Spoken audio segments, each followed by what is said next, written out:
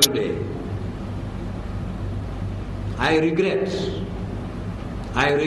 very much that I am not able to speak Sanskrit, that I am not truly Indian. Although born in India, I cannot lead the world because I do not know Sanskrit. This is my conclusion. If I want to be world leader, if I want to be a true leader of India,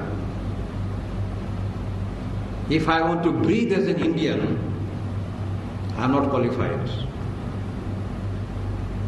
And I don't want your children to have that regret in their life. And I would like to convey this message to those parents who are not here today. Please, all the parents, this is my appeal to you. This school is bearing a great responsibility in bestowing Indianhood on your children. Today when I was hearing these young children speaking on Sanskrit and in Sanskrit, one felt that there is continuity of Indian culture. Indian is alive. The Vedic Rishi is alive. He is vibrating. Sahanavavatu, sahano gunaktu, sahaviryam karavavahe. I was so happy. The Rishi of the Taittiriya Upanishad was speaking again after thousands of years through these children, awakening to us those vibrations of Sanskrit language by which we can live truly as Indians. But why to be Indians at all? And this is a question which I get from many Indian youths today. We are global, we are universal.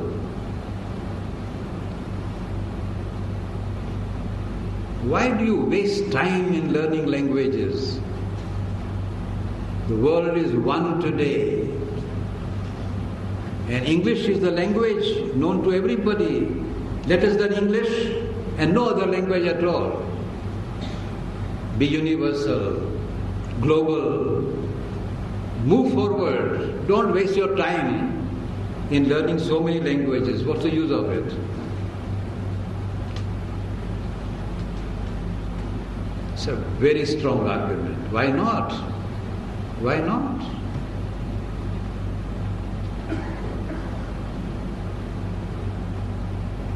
And I would like all parents to think over this question.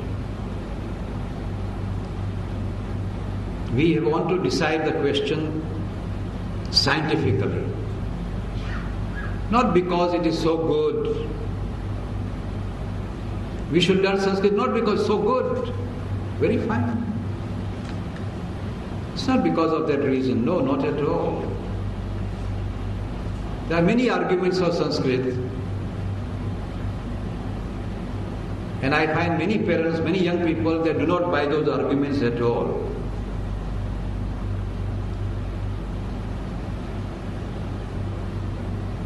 Neither they are scientific in their approach, nor we who advocate Sanskrit are scientific in our approach.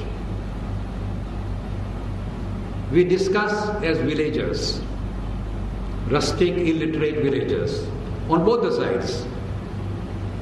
Those who don't want Sanskrit, they are also rustic, illiterate villagers. Those who want Sanskrit, they are also rustic villagers. We want at a very high level. If you want to decide for Sanskrit, the decision must be taken very seriously, fundamentally. Not because Sanskrit is a good decoration. No, not at all.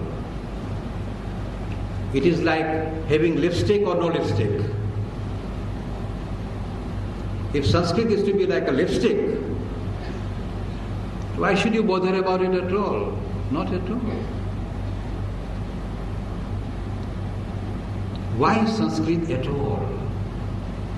Why do I regret myself in my life today that I do not know Sanskrit? Why do I regret? I shall tell you my strongest argument in favor of Sanskrit. I have only one argument. You cannot avoid the fact that you are born Indian. Whether you like it or not, you are born Indian. You may not like Sanskrit, you may not like Hindi, you may not like anything. How will you avoid the fact that you are born Indian? It is inevitable that you are Indian. Fine. Nobody in the world also can avoid being what he is born, whether he is American or British or German or French or anything. Why does not my French friend say, I will not learn French, I will learn only English? Why does he not say that? You as an Indian, you want to be global. Does not a Frenchman want also to be global? Why should he not say, we shall have only one language in the whole world? Let us try it. Make an experiment. Scientifically, make an experiment that you declare that there will be only one language in the world. World has become one now, global. If you learn English, you can advance in your career everywhere. Stop all languages. Scientifically, it is provable that language is not something that can be planted artificially in the genes of human beings. This is the scientific fact. You try anywhere, the sounds that you utter are conditioned by the air, atmosphere, by the sounds which are heard, which are repeated years after years, decades after decades, centuries after centuries, thousands after thousands. You deroot yourself from there. You can earn money, of course, but you do not live. You can't live. This is the basic fact. This is the scientific fact.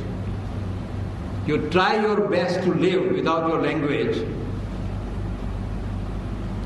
and you will find sooner rather than later you will die.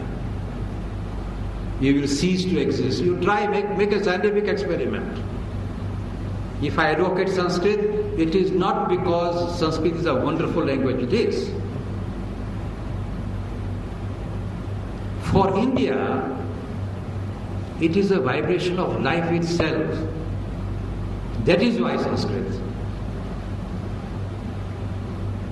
Today we are not living at all because we don't know Sanskrit. Therefore our life force is so limited. I am not creative. I cannot write in any language of the world, including my own language, because we have neglected linguistic studies in our country. We have thrown away at the hands of Macaulay.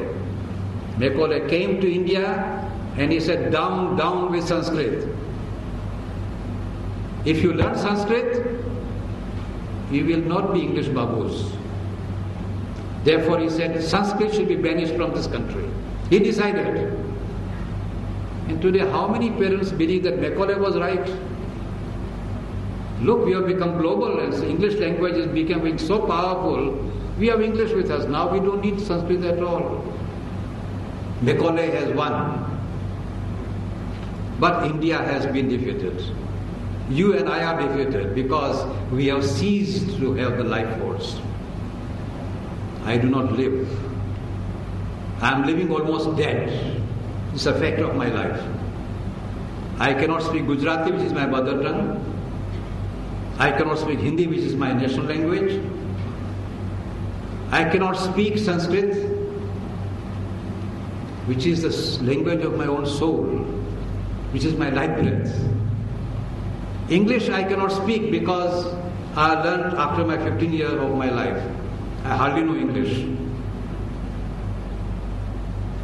Where do I stand? If I want to express myself, how shall I express myself? My only argument for Sanskrit is, if you want to live, you cannot avoid your being Indian. And India cannot be India if it is not Sanskrit. This is a very simple argument for me. No other argument. I cannot but be an Indian, and Indianness is tied up with Sanskrit. This is the only argument I want to give, and I would like to invite my friends now to speak. And I would like to invite you who have come here, please put forward your arguments, one in favor or against, as you like. And I would like to have a very intense dialogue on this subject. You know, when a dialogue takes place in an assembly, even though assembly may be small, it has great impact upon the people who do not come to a meeting. They hear what has happened in a meeting. It incites, stimulates a great deal. Maybe after 1 year we shall have another meeting here. We shall have further argument. I will only advise the school, please do not stop the experiment that you have started. This is my very strong urge. You have done a marvelous thing.